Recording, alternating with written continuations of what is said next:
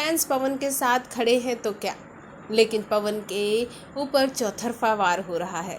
कोई न कोई विवाद भोजपुरी में आए दिन उनके खिलाफ खड़े हो जा रहे हैं, साजिशें की जा रही हैं। लेकिन पवन सिंह हमेशा ये कहते हैं कि दर्शकों की वजह से ही आज वो हैं, उनके फैंस की वजह से ही आज वो हैं, और लगता है ये बात सच भी है। खैर, हम बात को यहीं पर विराम इसलिए दे रहे हैं क्योंकि पवन सिंह के कुछ विरोधियों ने बहुत कुछ कहा है उनके बारे में, फिर वो चाहे खेसारी लाल यादव हों, संतोष रेणु हों, सभी पवन सिंह को लेकर एक अलग सी बयानबाजी कर रहे हैं।